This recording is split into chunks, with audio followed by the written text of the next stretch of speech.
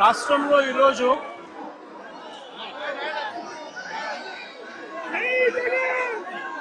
జంగల్ రాజ్ అనేది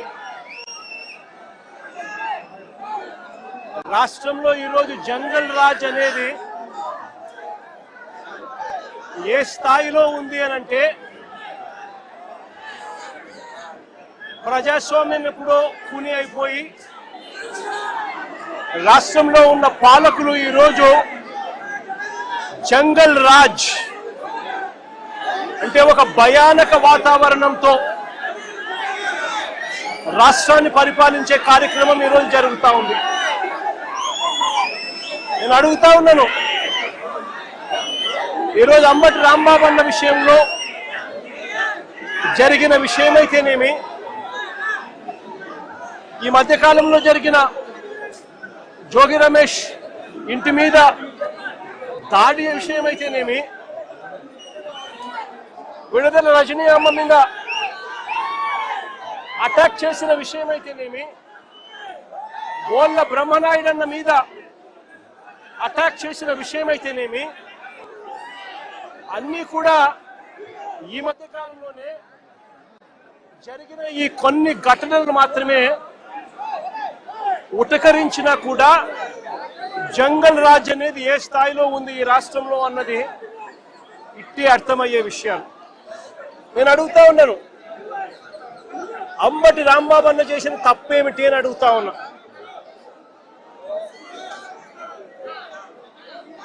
విడుదల రజనమ్మ చేసిన తప్పేమిటి అని అడుగుతా ఉన్నా. జోగి రమేష్ చేసిన తప్పేమిటి అని అడుగుతా ఉన్నా. కరుణాకర్ రెడ్డి తిరుపతి భూముల కరుణాకర్ రెడ్డి చేసిన తప్పేమిటి అని అడుగుతా ఉన్నా. కాకాని గోవర్ధన్ అన్న చేసిన తప్పేమిటి అని అడుగుతా ఉన్నా. బోళ్ళ బ్రహ్మనాయుడు అన్న చేసిన తప్పేమిటి అని అడుగుతా ఉన్నా. కేవలము చంద్రబాబు నాయుడు గారు అనే వ్యక్తి గత సంవత్సరంన్నర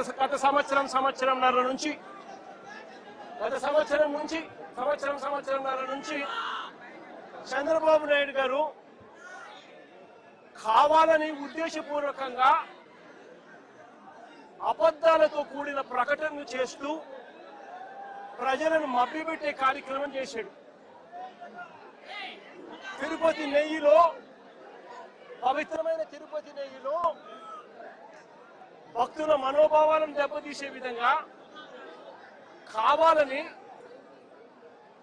కుట్రపూరితంగా ఆ నెయ్యిలో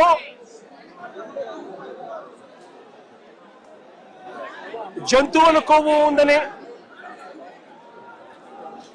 గొడ్డు మాంసం కొవ్వు ఉందని, పంది కొవ్వు ఉందని, చేప నూనె కలిసింది అని అంటూ రకరకాలుగా చంద్రబాబు నాయుడు గారు కొడుకు, ఇదే చంద్రబాబు నాయుడు గారి పార్టీలో తనతో పాటు కలిసి ఉన్న మరో పవన్ కళ్యాణ్ అనే మరో నాయకుడు ఉద్దేశపూర్వకంగా మన వెంకటేశ్వర స్వామి ప్రతిష్టను మనమే దెబ్బతీస్తున్నాము అని చెప్పి ఏమాత్రము కూడా కనీసము దేవుడంటే భయము లేకుండా, దేవుడంటే భక్తి లేకుండా రాజకీయాల కోసం దేవుడిని ఉపయోగించడం మొదలుపెట్టారు. వీళ్ళు చేసిన ఆరోపణలు ఏదైతే ఉన్నాయో ఆ ఆరోపణలన్నీ కూడా అవాస్తవము అని ఏకంగా NDDB national dairy development board, NDDB, NDRI national development research institute, ఈ రెండు కూడా కేంద్రానికి సంబంధించిన ల్యాబులు. కేంద్రానికి సంబంధించిన ఈ ల్యాబులు వీళ్ళ హయాంలో వీళ్ళు ఇచ్చిన టెస్ట్ శాంపుల్, అవి శాంపులింగ్ టెస్ట్ శాంపుల్ కూడా అనలైజ్ చేసి వాళ్ళు సిబిఐ ఆధ్వర్యంలో అనలైజ్ చేసి ఈ నెయ్యిలో జంతువుల కొవ్వు కానీ, గొడ్డు మాంసం కొవ్వులు కానీ, పంది కొవ్వు కానీ, చేప నూనె కానీ, ఇటువంటివి ఇంకొకటి కానీ ఇటువంటివి అవి ఏవి లేవు అని చెప్పి నిర్ధారణ చేసి సర్టిఫికెట్లు ఇస్తే, ఆ సర్టిఫికెట్లు సాక్షాత్తు సిబిఐ వాళ్ళు వాళ్ళ సిబిఐ ఛార్జ్ షీట్లో ఈ ఎన్డీడీబీ సర్టిఫికెట్, ఎన్డీఆర్ఐ సర్టిఫికెట్ రెండు కూడా పెట్టి సిబిఐ ఛార్జ్ షీట్ కూడా క్లోజర్ ఇచ్చింది. నేను అడుగుతా ఉన్నా, తప్పు ఒకవేళ చేసుంటే ఆ సిబిఐ ఛార్జ్ షీట్లో వైవి సుబ్బారెడ్డి గారి పేరు, కరుణాకర్ రెడ్డి గారి పేరు ఎందుకు చేర్చలేదు? ఒకవేళ తప్పు చేసినట్టు ఒకవేళ ఆధారాలుంటే, తప్పు నిజమే అయితే వీళ్ళని ఎందుకు అరెస్ట్ చేయలేదు? అంటే సిబిఐ క్లీన్ చిట్ ఇస్తా ఉంది, ఎటువంటి తప్పు జరగలేదు అని వీళ్ళ పేర్లు కూడా ఛార్జ్ షీట్లో పెట్టకుండా, వీళ్ళని అరెస్ట్ చేయకుండా సిబిఐ క్లీన్ చిట్ ఇస్తా ఉంది. ఎన్డీడీబీ ల్యాబు, ఎన్డీఆర్ఐ ల్యాబు, ఈ ల్యాబులు కూడా క్లీన్ చిట్లు ఇస్తా ఉన్నాయి. మరి ఇన్ని క్లీన్ చిట్లు ఇస్తా ఉన్న సందర్భాలలో అసలు ఈ సిబిఐ అనేది ఎందుకు వచ్చింది? వైవి సుబ్బారెడ్డి గారు సుప్రీంకోర్టుకు వెళ్ళి రాష్ట్ర ప్రభుత్వం చేస్తా ఉన్న ఆరోపణలు తప్పు, వీటి మీద విచారణ చేయండి అని వైవి సుబ్బారెడ్డి గారు సుప్రీంకోర్టుకు వెళ్ళి కేసు వేస్తే, సుప్రీంకోర్టు వైవి సుబ్బారెడ్డి గారి పిటిషన్ మేరకు సిబిఐ చేత విచారణకు పర్మిషన్ ఇచ్చింది. వాళ్ళు విచారణ చేసి వీళ్ళెవరూ తప్పు చేయలేదు అని చెప్పి నిర్ధారించి ఎన్డీడీబీ, ఎన్డీఆర్ఐ ల్యాబుల సర్టిఫికెట్ను కూడా పొందుపరిచి క్లీన్ చిట్లు ఇస్తే, చంద్రబాబు నాయుడు గారు అనే వ్యక్తి, పవన్ కళ్యాణ్ అనే వ్యక్తి, నారా లోకేష్ అనే వ్యక్తి, ఇంకా ఇటువంటి అన్యాయస్తులు ఎవరైతే ఉన్నారో వీళ్ళంతా కూడా చేసిన తప్పుకు చంపలేసుకొని ప్రజలకు, వెంకటేశ్వర స్వామికి చేసిన తప్పులకు లెంపలేసుకొని క్షమాపణ కోరాల్సింది పోయి, ఇదే చంద్రబాబు నాయుడు గారు, ఇదే లోకేష్ అనే చంద్రబాబు నాయుడు గారి కొడుకు, ఇదే పవన్ కళ్యాణ్ అనే ఇంకొక వ్యక్తి, వీళ్ళంతా కూడా కూడబలుపుకొని మళ్ళీ అదే అబద్ధాలను నిజమనిపించే విధంగా చెప్పాలని చెప్పి గోబల్స్ ప్రచారం చేయాలి అనే దుర్బుద్ధితో, దురాలోచనతో వక్రీకరిస్తూ ఏకంగా ఫ్లెక్సీలు పెడతారు. నేను అడుగుతా ఉన్నా, తప్పుడు సమాచారాలతో, తప్పుడు విషయాలతో, కుల మతాలను రెచ్చగొట్టే విధంగా అబద్ధాలతో ఫ్లెక్సీలు పెట్టే అధికారం ప్రజాస్వామ్యంలో ఎవరికైనా ఉందా అని అడుగుతా ఉన్నా.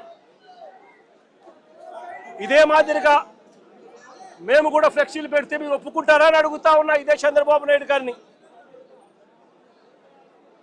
సూపర్ 6, సూపర్ 7 ఎన్నికలప్పుడు మోసం చేశావు, బాండ్లు ఇచ్చావు, సూపర్ 6, సూపర్ 7 అని చెప్పి ఎన్నికలప్పుడు చెప్పావు, ఎన్నికలు అయిపోయాక మోసం చేశావని చెప్పి ఫ్లెక్సీలు పెడితే ఒప్పుకుంటావా చంద్రబాబు అని అడుగుతా ఉన్నా. అబద్ధాలు చెప్తూ, వక్రీకరిస్తూ, అన్యాయాలు చేస్తా ఉన్న ఈ వ్యక్తి మీద ఇలాంటివే ఇంకా ఎన్నైనా చేస్తూ ఫ్లెక్సీలు పెడితే ఒప్పుకుంటారా అని అడుగుతా ఉన్నాను. అబద్ధాలు చెబుతూ, మోసం చేస్తూ, వక్రీకరిస్తూ, దుర్బుద్ధితో ఫ్లెక్సీలు పెట్టి భావోద్వేగాలను రెచ్చగొట్టే కార్యక్రమం ఒకవైపున చేస్తూ, మరోవైపున చంద్రబాబు నాయుడు గారిని ఏకంగా సిబిఐ తన ఛార్జ్ షీట్ వేసిన నేపథ్యంలో ఎన్డీడీబీ, ఎన్డీఆర్ఐ రెండు కూడా ల్యాబ్ సర్టిఫికెట్లు ఎటువంటి గొడ్డు మాంసము, ఎటువంటి కొవ్వు, ఎటువంటి జంతువుల కొవ్వు, ఎటువంటి మాంసము, ఎటువంటిది లేదు అని చెప్పి ఇచ్చిన సర్టిఫికెట్లు ఒక వైపున ఇస్తే, ఇదే పెద్ద మనిషి చంద్రబాబు నాయుడు గారికి క్షమాపణ చెప్పాల్సింది పోయి, చంద్రబాబు నాయుడు గారిని ఎవరైనా ప్రశ్నిస్తే ఎందుకయ్యా ఇంత అబద్ధాలు చెప్పావు, ఎందుకయ్యా ఇలా అన్యాయం చేశావు, ఎందుకయ్యా ఇలా వెంకటేశ్వర స్వామి ప్రసాదాన్ని ఆ ప్రతిష్టను ఎందుకయ్యా దెబ్బతీశావు అని చంద్రబాబు నాయుడు గారిని ఎవరైనా గట్టిగా నిలదీస్తే, గట్టిగా ప్రశ్నిస్తే ఆయన చేసింది ఏమిటి? అంబటి రాంబాబు అన్న మీద దాడి. ఏ రకంగా దాడి చేశారు? 10:30కు ఆయన గుడికి పోయి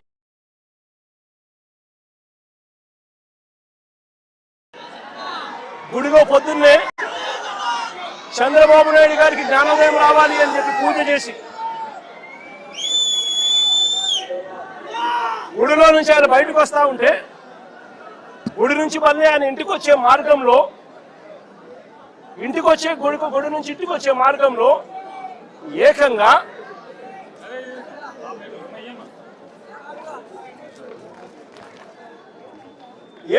గుడి నుంచి తాను ఇంటికి వచ్చే మార్గంలో ఈ మాదిరిగా కట్టెలు పట్టుకొని, పోలీసులను పెట్టుకొని, పోలీసుల సమక్షంలో ఈ మాదిరిగా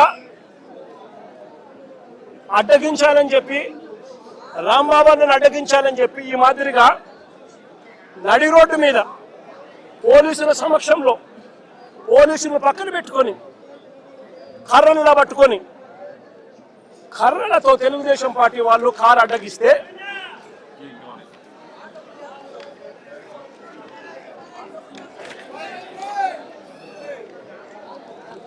ఈ మాదిరిగా పోలీసులను పెట్టుకొని కర్రలతో ఈ మాదిరిగా కారు అడ్డగిస్తే,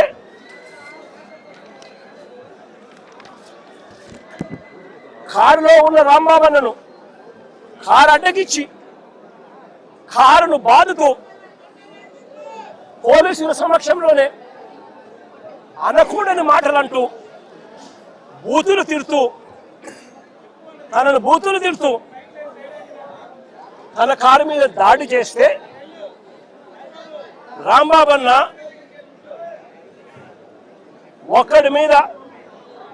ఒక కారు మీద ఇంతమంది దుండగులు వచ్చి బూతులు తిడుతూ పోలీసుల సమక్షంలో మీడియా కూడా, తెలుగుదేశం పార్టీకి సంబంధించిన మీడియాను కూడా అక్కడే పెట్టుకొని వాళ్ళందరి సమక్షంలో బూతులు తిడుతూ రాంబాబన్న కారును అడ్డగిస్తే, రాంబాబన్న వాళ్ళ బూతులు తిట్టినందుకు రెస్పాన్స్గా రియాక్ట్ అయ్యాడు ఆయన. ఆ రియాక్ట్ అయ్యే దాంట్లో ఆయన నోట్లో నుంచి ఒక్కడే ఉండడం వల్ల ఇంతమంది చుట్టుముట్టి ఆయనను కారును బాదుతూ ఉన్నారు. ఒక వైపున ఆయన మీద దాడి జరుగుతూ ఉంది, మరోవైపున ఆయన తిరుగుతూ ఉన్నారు. అలాంటి సందర్భంలో ఆయన కూడా నోట్లో నుంచి 2-3 తిట్లేమన్నా తిట్టాడు. ఒక రియాక్షన్గా జరిగింది.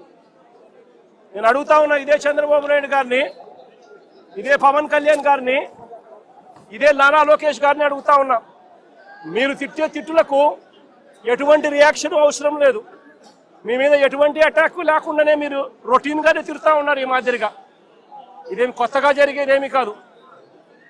మీరు తిరిగితే ఒక రకంగా ఉంటుంది, అంబటి రాంబాబన్న ప్రాణం మీదకి వచ్చినప్పుడు రియాక్షన్గా ఆయన తిరిగితే మాత్రం ఇంకొక రకంగా దాన్ని చిత్రీకరిస్తూ ఉన్నారు.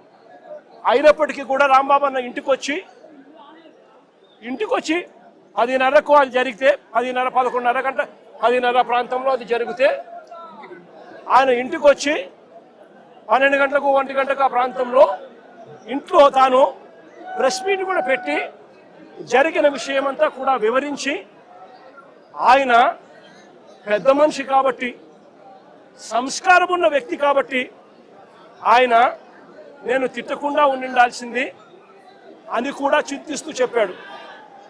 అంటే తన మీద దాడి జరుగుతూ ఉన్నా, తనను ఒక వైపున తిరుగుతూ ఉన్నా, అప్పుడు భావోద్వేగంలో ఆయన 2 తిట్లు తిట్టినందుకు ఇంటికి వచ్చి బాధపడి ప్రెస్ మీట్ పెట్టి మీడియా సమక్షంలో ఆయన దీనికి వివరణ ఇస్తూ అయినా నేను తిట్టకుండా ఉండింటే బాగుండేది, నేను చింతిస్తున్నాను అని సంస్కారం కలిగిన వ్యక్తిగా అంబటి రాంబాబు అన్న వివరణ కూడా ఇచ్చాడు. అంతటి సంస్కారం ఉన్న వ్యక్తిని నిజంగా చేతనైతే పొగడాలి, నిజంగా చేతనైతే పొగడాలి. తప్పు చేశాడు, వాళ్ళు చేసిన దానికి, వాళ్ళు తిట్టిన దానికి, వాళ్ళు ఆయన కారి మీద దాడి చేసినప్పుడు జరిగిన భావోద్వేగ పరిణామంలో కూడా ఆయన ఒకవేళ తిట్టింది తప్పే అయితే క్షమాపణ అని చెప్పన్నట్టుగా తాను చింతిస్తూ చెప్పినప్పుడు శాతనైతే తనను చేసిన మంచి పనికి పొగడాలి. కానీ వీళ్ళేం చేశారు, దాన్ని వక్రీకరిస్తూ, దాన్ని ట్విస్ట్ చేస్తూ, ఏకంగా అంబటి రాంబాబును హత్య చేయడానికి,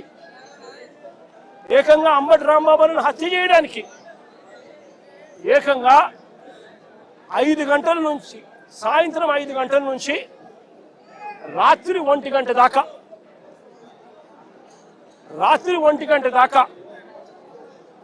సాయంత్రం 5 గంటల నుంచి రాత్రి 1 గంట దాకా సాక్షాత్తు ఈవిడ ఎమ్మెల్యే గల్లా మాధవి ఇక్కడ మనుషులను వేసుకొని వచ్చి ఈవిడ ఆధ్వర్యంలోనే రాంబాబు అన్న ఇంట్లో దాడి, 5 కార్ల ధ్వంసం, అద్దాలు ఇంట్లో ఇరిగిపోయినాయి, సామాన్లు ఇంట్లో ఇరిగిపోయినాయి, పక్కనున్న ఆఫీసులో మొత్తం అన్ని పగలగొట్టేసినారు. ఇంట్లో ఆడవాళ్ళు ఉన్నారు, ఆడవాళ్ళ ప్రాణాలకు నష్టం జరిగే విధంగా తిడుతూ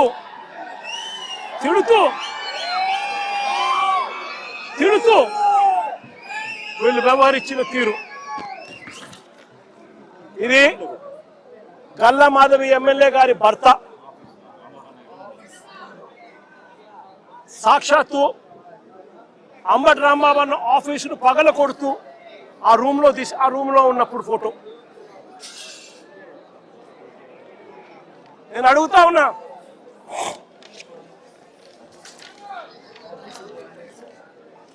అంబటి రాంబాబు అన్న ఆఫీసును కాలుస్తా ఉన్న ఫోటో.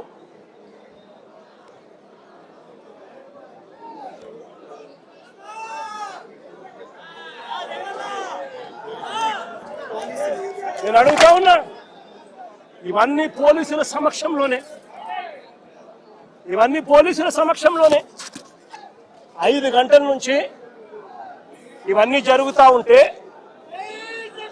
5 గంటల నుంచి రాత్రి 1 గంట దాకా ఇవన్నీ జరుగుతూ ఉంటే పోలీసుల సమక్షంలోనే 5 కార్లు ధ్వంసం చేశారు, ఇల్లు మొత్తం, ఆఫీసు మొత్తం తగలబెట్టారు, ఆఫీసులో సామాన్లన్నీ విరగొట్టారు, ఇంట్లో ఉన్న అద్దాలన్నీ పగలగొట్టారు, ఇంట్లో ఆడోళ్ళు ఉండాలని కూడా చూడుకోకుండా ఏకంగా ఇంట్లోకి వచ్చే కార్యక్రమం చేశారు పోలీసుల సమక్షంలోనే. నేను అడుగుతా ఉన్నా, ఇది హత్యాయత్నం కాదా అని అడుగుతా ఉన్నా, ఇది ఆర్సన్ కాదా అని అడుగుతా ఉన్నా. మరి పోలీసులు దగ్గరుండి ఈ కాన్స్పిరసీలో భాగం కాదా అని అడుగుతా ఉన్నాను. ఇదే పోలీసులు బాధ్యత వహించాల్సిన, ఇదే పోలీసులు బాధ్యత తీసుకొని ఉంటే ఈ మాదిరిగా జరిగి ఉండేదే అని అడుగుతా ఉన్నా. ఇక్కడ నుంచి ఎంత దూరంలో ఉందండి డీజీపీ ఆఫీసు, ఇక్కడ నుంచి ఎంత దూరంలో ఉందండి ఎస్పీ ఆఫీసు, ఏకంగా గుంటూరు సిటీలో, గుంటూరు నగరంలో ఎస్పీ ఆఫీసు, ఎస్పీ ఇల్లు ఇక్కడ నుంచి కూతబేట దూరంలో ఉంది. ఎంతమంది డిఎస్పీ లేరు, ఎంతమంది సిఐ లేరు. డీజీపీ ఆఫీస్ ఇక్కడ మంగళగిరిలో ఉంది, ఇక్కడ నుంచి కూతబేట దూరంలో మంగళగిరి, అక్కడ బెటాలియన్ ఉంది. కనీసము ఈ పోలీసులు ఫోన్ చేస్తే కూడా రెస్పాన్స్ లేదు. మా పార్టీ నుంచి బొత్స సత్యనారాయణ ఇలాంటి సీనియర్ నాయకులు, ఇంటెలిజెన్స్ డీజీకి, చీఫ్ సెక్రటరీకి, ఇలాంటి పెద్ద పెద్ద ఎస్పీకి, ఐజీకి, ఇలాంటి అందరి ఆఫీసర్లకు ఫోన్లు కొడితే కనీసం ఫోన్లు కూడా ఎత్తరు. కాన్స్పిరసీలో భాగం కాదా ఇది అని అడుగుతా ఉన్నాను. 5 గంటల నుంచి సాయంత్రం 5 గంటల నుంచి 1 గంట దాకా 5 కార్లు పగలు కొడుతున్నారు. ఆఫీసులు తగలబెడతా ఉన్నారు. ఇంట్లో అద్దాలు పగలు కొట్టారు. ఇంట్లో చొచ్చుకొని పోయినారు. ఆఫీసులో సామాన్లన్నీ ఎరగొట్టారు. ఇంట్లో ఆడోళ్ళను ఉన్నారని కూడా చూడకుండా చేసిన పని. నేను అడుగుతా ఉన్నా, ఇది ధర్మమేనా అని అడుగుతా ఉన్నా, ఇది న్యాయమేనా అని అడుగుతా ఉన్నా. ఇంతటితో ఆగిపోలా. రాంబాబన్నను 10:30కి అరెస్ట్ చేస్తారు. రాంబాబన్నను 10:30కి అరెస్ట్ చేస్తారు. ఎందుకయ్యా అరెస్ట్ చేస్తారు రాంబాబన్నను? ఎందుకయ్యా రాంబాబన్నను అరెస్ట్ చేస్తారు?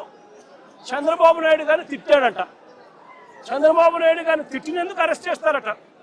మరి చంద్రబాబు నాయుడు గారు తిట్టినందుకు రాంబాబన్నను అరెస్ట్ చేసినప్పుడు మరి రాంబాబన్న ఇంటికి వచ్చి రాంబాబన్న కుటుంబ సభ్యులను హత్య చేయాలని ప్రయత్నం చేసి 5 కార్లు ధ్వంసం చేసి అద్దాలన్నీ పగలగొట్టి ఆఫీసుకు నిప్పంటించి చేసిన ఈ ఎమ్మెల్యే గారి భర్త సమక్షంలో ఇక్కడే జరిగితే వాళ్ళ మీద ఏం యాక్షన్ తీసుకున్నారు? స్టేషన్ బెయిల్ ఇచ్చి పంపించినారు. అదే చంద్రబాబు నాయుడు గారిని తిట్టాడు అని చెప్పి రాంబాబన్న తర్వాత మీడియా సమక్షంలో 1 గంటకి ఇన్సిడెంట్ జరగక మునిపే వివరణ ఇస్తూ తాను చింతిస్తూ వివరణ ఇచ్చినప్పటికీ కూడా రాంబాబన్న ఇంటి మీద అటాక్ చేసి రాంబాబును ఈ మాదిరిగా చేసిన దానికి వీళ్ళు మనుషులేనా అని అడుగుతా ఉన్నా. ఇది జంగల్ రాజ్ కాదా అని అడుగుతా ఉన్నా. పక్కన జోగి రమేష్, మరుసటి రోజు జోగి రమేష్ ఇంట్లో పోలీసులు మళ్ళీ అక్కడే పోలీసుల సమక్షంలోనే, అది కూడా అంతే. ఏకంగా పెట్రోల్ బాంబులు, అంటే పెట్రోల్ పోసిన బాటిళ్లలో పెట్రోల్ పోసుకొని ఆ బాటిళ్లను ఇంట్లోకి ఇసురుతా ఉంటారు. జోగి రమేష్ ఇంట్లో కూడా 2 గంటల నుంచి మధ్యాహ్నం 2 గంటల నుంచి 5 గంటల దాకా దాదాపుగా 300-400 మంది అక్కడ ఒక చోట అక్యుములేట్ అవుతా ఉన్నారు. అక్కడ ఒక చోటికి అందరూ కూడా వచ్చేటప్పుడు పోలీసులు పక్కనే ఉన్నారు. పోలీసుల సమక్షంలోనే జరుగుతూ ఉంది. పోలీసులు జరిగిచ్చిన తర్వాత పోలీసుల సమక్షంలోనే జోగి రమేష్ ఇంటి మీద దాడి చేసి ఆయన ఇంటికి నిప్పట్టించే కార్యక్రమం చేస్తారు. రజనమ్మ అని ముందు రోజు గుడికి పోయి రజనమ్మ పూజ చేసుకొని వస్తూ ఉంటే వెంకటేశ్వర స్వామి గుడికి పోయి పూజ చేసుకొని వస్తూ ఉండేది. వెంకటేశ్వర స్వామి గుడికి పోయి పూజ చేసుకొని ఆయన వస్తూ ఉంటే ఆయమను అక్కడే అడ్డగించి గుడి బయటే ఆయమను అడ్డగించి ఆయమను తిడుతూ దుర్భాషలాడుతూ పోలీసుల సమక్షంలోనే ఆమె మీద కూడా దాడికి యత్నం చేశారు. ఇంకా ఏమైంది తెలుసా? ఇంకా ఆశ్చర్యం ఏమిటో తెలుసా? ఉల్టా అమ్మ మీదనే కేసు పెట్టారు. ఏమని? ఆమె గుడికి పోయి వీళ్ళందరినీ అటాక్ చేయడానికి ప్రయత్నం చేస్తాందని. ఏదైనా హద్దు పొద్దు ఉండాలి ఏదైనా మాట్లాడేసరికి. ఇది జంగల్ రాజ్ కాదని అడుగుతా ఉన్నా. బ్రహ్మనాయుడు అన్న ఆయన చేసిన పాపం ఏంది? ఆయన గుడికి బయలుదేరినాడు. చంద్రబాబు నాయుడు గారికి దేవుడు జ్ఞానోదయం చేయాలని, చంద్రబాబు నాయుడు గారు అనే వ్యక్తిలో పశ్చాత్తాపం రావాలని, చంద్రబాబు నాయుడు అనే వ్యక్తికి దేవుడు దయ వల్ల ఆయనకు, ఆయన కొడుకుకు, ఆయనతో పాటు అక్కడే ఉన్న ఆయనతో పాటు ఆయన పార్టీలో ఉన్న పవన్ కళ్యాణ్ గారికి అందరికీ కూడా జ్ఞానోదయం జరగాలి అని చెప్పి బ్రహ్మనాయుడు ఆయన గుడికి పోతా ఉంటే, గుడి నుంచి ఆయన బయటకు వస్తూనే ఉంటే ఆయన మీద కూడా అటాక్. పోలీసుల సమక్షంలోనే ఆయన మీద కూడా దాడి. నేను అడుగుతా ఉన్నా, కాకాని గోవర్ధన్ అన్న విషయం అయితేనేమి, ఇంకా వీళ్ళందరి విషయాలు అయితేనేమి, తప్పు చేసేది చంద్రబాబు నాయుడు చేస్తా ఉన్నాడు. తప్పుడు ఆరోపణలు చేసింది చంద్రబాబు నాయుడు చేస్తా ఉన్నాడు. అవి తప్పుడు ఆరోపణలు అని చెప్పి దేవుడే మొట్టికాయలు వేసినట్టుగా ఏకంగా సిబిఐ తాము ఫైల్ చేసిన ఛార్జ్ షీట్లోనే కేంద్ర ప్రభుత్వ సంస్థలైన ఎన్డీడీబీ, ఎన్డీఆర్ఐ, లాబొరేటరీసే క్లీన్ చిట్ ఇచ్చే కార్యక్రమం చేస్తూ ఉంటే ఎటువంటి జంతు కొవ్వు కలవలేదు అని చెప్పి వాళ్ళు పూర్తిగా వివరణ ఇస్తూ ల్యాబ్ రిపోర్ట్లు ఇస్తే సిబిఐ ఆ రిపోర్ట్లను కూడా ఏకంగా ఛార్జ్ షీట్లోకి చేరుస్తూ వైవి సుబ్బారెడ్డి కానీ, కరుణాకర్ రెడ్డి కానీ, ఇంకొకరు కానీ ఎలాంటి తప్పు చేయలేదు అని చెప్పి వాళ్ళ పేర్లు కనీసం ఛార్జ్ షీట్లో కూడా పెట్టకుండా క్లీన్ చిట్ ఇస్తే, ఎలాంటి అరెస్టులు చేయకుండా సిబిఐ క్లీన్ చిట్ ఇస్తే చంద్రబాబు నాయుడు గారు దేవుడికి ప్రజలకు క్షమాపణ చెప్పాల్సింది ఆయన చేస్తా ఉన్నది ఏమిటి? ప్రతి విషయంలోనూ కూడా చంద్రబాబు నాయుడు చేస్తా ఉన్న రాజకీయాలు ఇలాంటి దుర్మార్గపు రాజకీయాలే. చూడండి, మీరే ఆలోచన చేయమని అడుగుతా ఉన్నా. సూపర్ 6, సూపర్ 7 ఎన్నికలప్పుడు మాటిచ్చాడు, బాండ్లు ఇచ్చాడు. ఇంటింటికి వెళ్ళి అమ్మా బాండ్ తీసుకో తల్లి, మీ ఇంట్లో ఎంతమంది ఉన్నారు, మీ ఇంట్లో నిరుద్యోగులు ఉన్నారా, మీకు 36,000, మీ ఇంట్లో పిల్లలు ఉన్నారా, ఇదిగో మీకు 15,000, మీ ఇంట్లో రైతులు ఉన్నారా, ఇదిగో మీకు 26,000, మీ ఇంట్లో మీకు చిన్నమ్మలు పెద్దమ్మలు 50 ఏళ్ళ వయసులో ఉన్నారా, వాళ్ళకు 48,000, ఉద్యోగం కోసం వెతుక్కుంటున్నారా పిల్లలు 36,000. ఈ మాదిరిగా బాండ్లు ఇచ్చి ప్రజలను మోసం చేసి సూపర్ 6, సూపర్ 7 హామీలు ఇచ్చి ఈరోజు ఏమంటాడు, సూపర్ 6, సూపర్ 7 చేసేసామంటాడు. సూపర్ 6, సూపర్ 7 చేసేసామని చెప్పి పొద్దు సిగ్గు లేకుండా అబద్ధాలు ఆడుతూ ఉన్నాడు. చంద్రబాబు నాయుడు గారు చేస్తా ఉన్నది తప్పు అని, చంద్రబాబు నాయుడు గారు చేస్తా ఉన్నది మోసమని ఎవరైనా ప్రశ్నిస్తే ఏం చేస్తా ఉన్నాడు? ఆ ప్రశ్నించిన వాళ్ళ మీద, సోషల్ మీడియా యాక్టివిస్టుల మీద, ప్రశ్నించే వాళ్ళ మీద కేసులు పెట్టి జైలుకు పంపుతా ఉన్నాడు. అబద్ధాలు చెప్పేది ఆయనే, మోసం చేసేది ఆయనే. ఆ తర్వాత ఆయన ఎవరైనా ప్రశ్నిస్తే వాళ్ళ మీద అక్రమ కేసులు పెట్టి అక్రమ సాక్ష్యాలు క్రియేట్ చేసి వాళ్ళను జైలుకు పంపించి చివరికి సోషల్ మీడియా పిల్లలని కూడా చూడకుండా చంద్రబాబు నాయుడు గారిని ప్రశ్నిస్తున్నారని చెప్పి ఏకంగా వాళ్ళ మీద గంజాయి కేసులు పెట్టి వాళ్ళ కెరీర్ను సైతం నాశనం చేస్తా ఉన్న వ్యక్తి ఈ చంద్రబాబు నాయుడు గారు కాదా అని అడుగుతా ఉన్నా. చేసేటివన్నీ తప్పులే, చేసేటివన్నీ అబద్ధాలే, చేసేటివన్నీ మోసాలే. ఆయనే లిక్కర్ నడుపుతాడు. ఆయన ఆధ్వర్యంలోనే ఆక్షన్ బాడీ చంద్రబాబు నాయుడు గారు తెలుగుదేశం పార్టీ సైన్యానికి లాటరీ పాడిచ్చి మరి షాపులన్నీ కట్టబెడతాడు, ప్రైవేట్ షాపులన్నీ కూడా. ఆ ప్రైవేట్ షాపుల ఆధ్వర్యంలోనే ఏకంగా ఎమ్మెల్యేలు దగ్గర ఉండి ప్రతి గ్రామంలో ఆక్షన్ పాడుతూ బెల్ట్ షాపులన్నీ కూడా నిర్వహిస్తున్నారు. షాపుల పక్కనే, లిక్కర్ షాపుల పక్కనే పర్మిట్ రూములు, ఇల్లీగల్ పర్మిట్ రూములు నడుపుతూ పెగ్గులతో లిక్కర్ అమ్ముతా ఉన్నారు. ఇవన్నీ రాష్ట్రానికి రావాల్సిన ఆదాయాలు రాష్ట్రానికి రావడం లేదు. రాష్ట్రానికి రావాల్సిన ఆదాయాలు పక్కదోవలో చంద్రబాబు నాయుడు గారికి ఇంత, ఎమ్మెల్యేకింత, వారి మాఫియా సైన్యానికి ఇంత అని చెప్పి లూటీ పద్ధతిలో పంచుకుంటా ఉన్నారు. బెల్ట్ షాపులు అమ్ముతున్నారు. ప్రతి గ్రామంలోనూ 1 కాదు, 2 కాదు, 3, 4, 5, 6, 10 బెల్ట్ షాపులు ఉన్నాయి. ప్రతి గ్రామంలోనూ కూడా ఆక్షన్ బాడీ అమ్ముతా ఉన్నారు. ఏ బెల్ట్ షాపులో ఎంఆర్పీ రేటుకి అమ్ముతున్నారండి? ప్రతి బెల్ట్ షాప్లోని ఎంఆర్పీ రేటు కన్నా 20 రూపాయలకి ఎక్కువగా అమ్ముతున్నారు. ప్రతి బెల్ట్ షాప్, ప్రతి పర్మిట్ రూమ్లో, ఏ పర్మిట్ రూమ్లో అంటే ఎంఆర్పీ రేటుకి అమ్ముతున్నారు. పర్మిట్ రూమ్లో ఇల్లీగల్, పర్మిట్ రూమ్లో వేసేది పెగ్గుల్లో వేస్తా ఉన్నారు. పెగ్గుల్లో వేసి ఏకంగా బాటిల్ పైన 30 రూపాయలు అధికంగా వసూలు చేస్తా ఉన్నారు. ఆ డబ్బులు గవర్నమెంట్కి రాకోకుండా వీళ్ళ జోబులు లేకపోతా ఉంది. దీంతోనే సరిపోదు అన్నట్టుగా ఏకంగా ప్రతి 5 బాటిళ్లకు 1 బాటిల్ ఏకంగా వీళ్ళంతటికి వీళ్ళే కుటీర పరిశ్రమ పెట్టి చీప్ లిక్కర్ వీళ్ళే తయారు చేసి కల్తీ లిక్కరు ఏకంగా ప్రతి 5 బాటిల్లో 1 బాటిల్ ఈరోజు అమ్ముతా ఉన్నారు. ఈ రోజుకి కల్తీ లిక్కర్ తాగి పిల్లలు, చదువుకున్న పిల్లలు, ఇంజనీరింగ్ చదువుకొని బయటకు ఏదో ఊర్లోకి ఏదో సెలవుల కోసం వస్తే 4 పిల్లలు చనిపోయే ఘటనలు ఈ మధ్య కాలంలో మనం చూస్తాం. కల్తీ లిక్కర్ తాగి కల్తీ వీళ్ళ షాపుల్లోనే వీళ్ళు తయారు చేసిన ఈ ఇల్లీగల్ కల్తీ లిక్కర్ తాగి ప్రతి 5 బాటిళ్లకు 1 బాటిల్ కల్తీ లిక్కర్ చేస్తా ఉన్నది ఎవరు అని అంటే సాక్ష్య ఆధారాలతో సహా వీళ్ళ మనుషులు దొరుకుతారు. ఆ కల్తీ మద్యం కుటీర పరిశ్రమతో ఎవరంటే దొరికింది? జయచంద్రారెడ్డి అని కంబలపల్లెలో చంద్రబాబు నాయుడు తరపున తెలుగుదేశం పార్టీకి కంటెస్ట్ చేసిన క్యాండిడేట్ ఆయన తయారు చేస్తూ ఏకంగా ఎక్సైజ్ డిపార్ట్మెంట్కు దొరికితే లావాదేవీల్లో వాళ్లకు ఎక్సైజ్ డిపార్ట్మెంట్కు మధ్య లావాదేవీల్లో తేడాలు వచ్చి ఆ ఘటన బయటపడి దొరికితే దాంట్లో తెలుగుదేశం పార్టీ హయాం రాక్షస పాలన జరుగుతూ ఉంది. 18 నెలలుగా చంద్రబాబు నాయుడు గారే పాలన చేస్తూ ఉన్నాడు.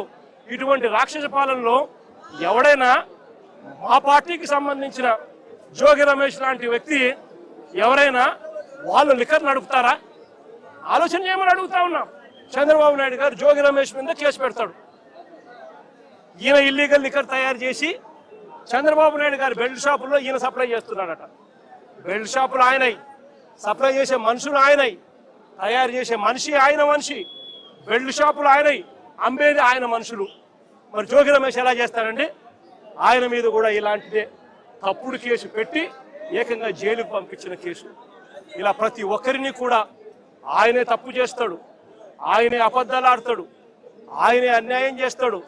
ఆయనను ఎవరైనా ప్రశ్నిస్తే ఆయన మీద తిరిగి దొంగ ఆధారాలతో దొంగ సాక్ష్యాలు క్రియేట్ చేసి వాళ్ళ మీద తిరిగి కేసులు పెట్టే కార్యక్రమం ఈ జంగల్ రాజులో జరుగుతూ ఉంది. ఈ జంగల్ రాజులో పరాకాష్ట నిన్న అంబటి రాంబాబు అన్న జరిగిన విషయము, జోగి రమేష్ ఇంట్లో దాడి విషయము, అదే రకంగా రజనమ్మ మీద అటాక్ విషయము, అదేవిధంగా బ్రహ్మనాయుడు అన్న విషయము, కాకాని గోవర్ధన్ అన్న విషయము, ఇవన్నీ కూడా నిజంగా పరాకాష్ఠకు చేరిన విషయాలు. అన్నిటికన్నా ఆశ్చర్యం ఇంకోటి ఏంటో తెలుసా?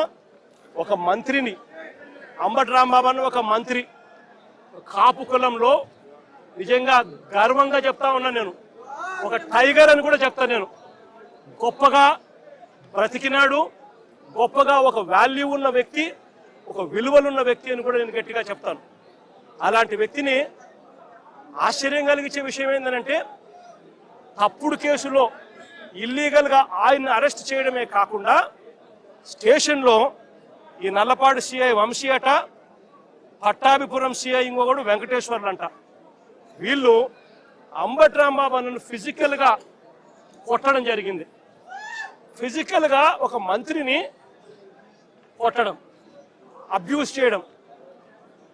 నిజంగా ఏం ప్రజాస్వామ్యంలో ఉన్నామా లేదా అని ఆలోచన చేయమని అడుగుతా ఉన్నా నేను. ఎల్లకాలం ఈ ప్రభుత్వం ఉండదు. దాదాపుగా 200 మంది సిఐలు, ఎస్ఐలు, డిఎస్పీలు ఇటువంటి వాళ్ళు విఆర్లో ఉన్నారు. మీ ప్రభుత్వంలో మీరు వీళ్ళందరినీ కూడా పక్కన పెట్టిన పరిస్థితిలో వాళ్ళంతా ఉన్నారు.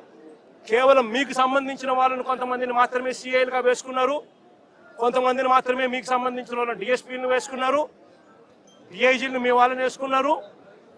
ఎస్పీలు గత్యంతరం లేక మీకు ఊడిగం కాస్తా ఉన్నారు. బీహార్లో ఏం జరుగుతా ఉందో నాకు తెలియదు, కానీ ఇక్కడ జంగల్ రాజును మీరు సృష్టించి నడిపిస్తా ఉన్నారు. కానీ నేను అందరికీ కూడా ఒకటే చెప్తా ఉన్నా, ఎల్లకాలం ఇదే మాదిరిగానే జరగదు. 2 ఏళ్ళు కన్ను మూసుకుంటే అయిపోయింది, మరో 3 ఏళ్ళు కూడా కన్ను మూసుకుని కన్ను తెరిచేసరికి మరో 3 ఏళ్ళు కూడా అయిపోతుంది. ఆ తర్వాత వచ్చేది మాత్రం మా ప్రభుత్వం అని చెప్పి కూడా ప్రతి ఒక్కరికి కూడా ఈ సందర్భంగా కూడా చెప్తా ఉన్నా.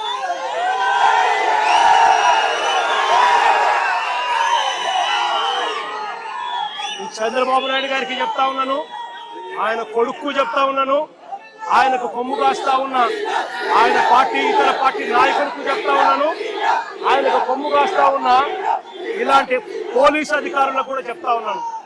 ఎల్లకాలం ఇలా అన్యాయం చేస్తా ఉంటే మాత్రం ఎప్పుడు కూడా దేవుడు చూస్తూ ఊరుకోవడానికి మాత్రం గుర్తుపెట్టుకోండి. ఖచ్చితంగా మీకు మొట్టికాయలు పడతాయి. రేపు పొద్దున మా ప్రభుత్వం వచ్చిన తర్వాత వీటి అన్నిటి మీద కూడా ఎంక్వైరీలు వేస్తాము, వడ్డీతో సహా చెల్లిస్తారు అని కూడా ఈ సందర్భంగా అందరికీ కూడా చెప్తా ఉన్నాం. అందరినీ కూడా బోన్లలో నిలబెడతాము, సాక్ష్యాలు ఆధారాలతో సహా యూనిఫామ్లు ఒక్కొక్కరికి కూడా ఇప్పించి వీళ్ళందరితో పాటు ఈ కాన్స్పిరసీలో భాగమైన ఇతర రాజకీయ నాయకులు ఎవరెవరైతే చేసినారో వాళ్ళందరినీ కూడా ఒక్కలో పెట్టి న్యాయం జరిగేట్టుగా వడ్డీతో సహా వీళ్ళంతా కూడా చెల్లించే పరిస్థితి కూడా వస్తుందని కూడా ఈ సందర్భంగా ప్రతి ఒక్కరికి కూడా హెచ్చరిస్తా ఉన్నా. జరుగుతూ ఉన్నది విషపూరిత విత్తనాలు నాటుతా ఉన్నారు. దయచేసి ఈ విషపూరిత విత్తనాలు నాటడం ఇప్పటికైనా ఆపండి. ఇది గన ఆపకపోతే గన రేపొద్దున ఈ విషపూరిత విత్తనాలు మీరొక్కరికే మీకు మాత్రమే వర్తిస్తాయని అనుకోవాకండి. ఈ రోజు వైఎస్ఆర్సీపీకి సంబంధించిన ప్రతి గ్రామ స్థాయిలో కూడా ప్రతి కార్యకర్త కూడా దెబ్బతినున్నాడు, ప్రతి నాయకుడు దెబ్బతినున్నాడు. మీరు చేస్తా ఉన్న అన్యాయానికి వీళ్ళంతా కూడా దెబ్బతిని ఉన్నారు.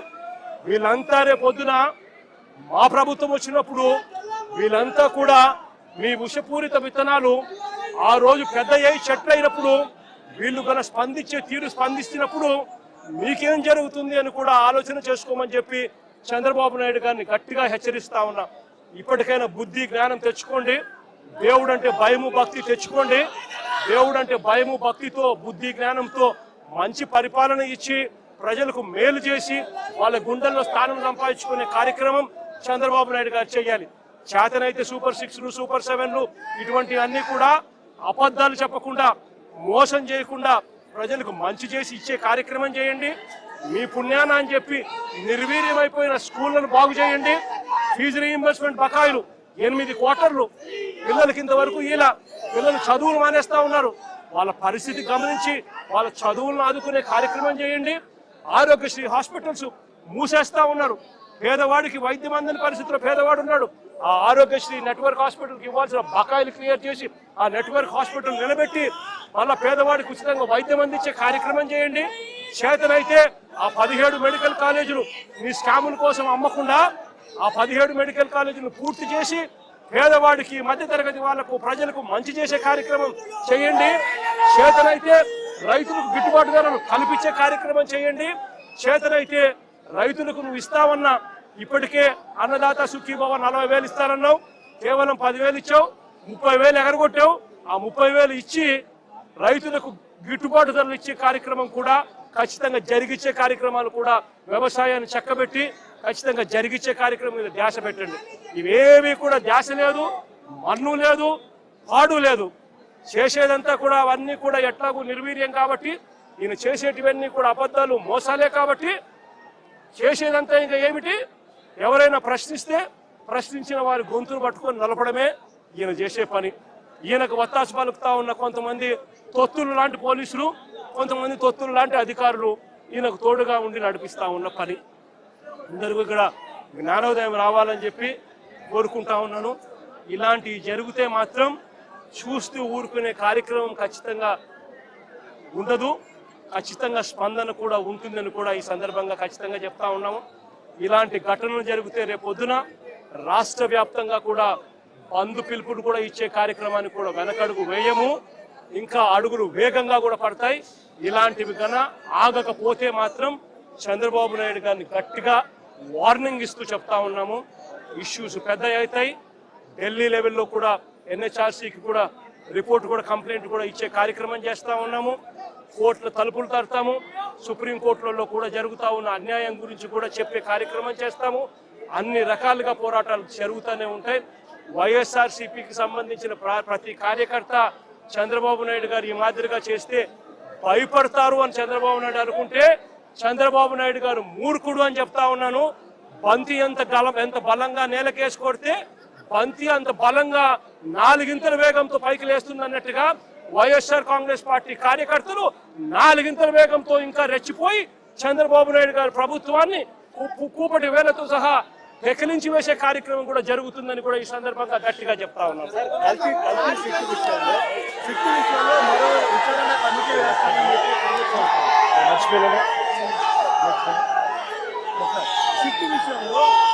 సుప్రీంకోర్టు ఇచ్చిన కల్తీ సిట్టు విషయంలో మరో కమిటీ కూడా వేస్తామని చెప్పి చంద్రబాబు నాయుడు గారు అనే వ్యక్తి ఎలాంటి దుర్మార్గుడు, ఎలాంటి రాక్షసుడు అని అంటే తాను అబద్ధం చెప్పాడు అని, మోసం చేశాడు అని ప్రజలకంతా తెలిసిపోయింది. సిబిఐ స్వయంగా ఛార్జ్ షీట్లో వాళ్ళు వేసిన సిబిఐ వేసిన ఛార్జ్ షీటే అది చెప్తుంది. ఎటువంటి ఛార్జ్ షీట్లో వీళ్ళు ఎవరి పేర్లు పెట్టకపోవడము, ఎవరిని అరెస్ట్ చేయకపోవడము, అదే మాదిరిగానే ఎన్డీడీబీ రిపోర్ట్లు, ఎన్డీఆర్ఐ రిపోర్ట్లు కూడా చంద్రబాబు నాయుడు గారు అనే వ్యక్తి చెప్పింది తప్పుడు ప్రచారము, తప్పులు అని చెప్పి కూడా ఏకంగా రిపోర్ట్లు కూడా వాళ్ళు ఇచ్చి ఆ రిపోర్ట్లు కూడా ఏకంగా సిబిఐ ఛార్జ్ షీట్ లో కూడా పెట్టిన నేపథ్యంలో చంద్రబాబు నాయుడు గారు చేసిన తప్పులు రాష్ట్ర ప్రజలందరికీ కూడా తెలిసిపోయిన నేపథ్యంలో చంద్రబాబు నాయుడు గారు గోబెల్స్ ప్రచారంలో భాగంగా అబద్ధాలకు పదును పెడుతూ ఏకంగా ఇప్పుడు ఆయన ఇంకొక కమిటీ వేస్తారట.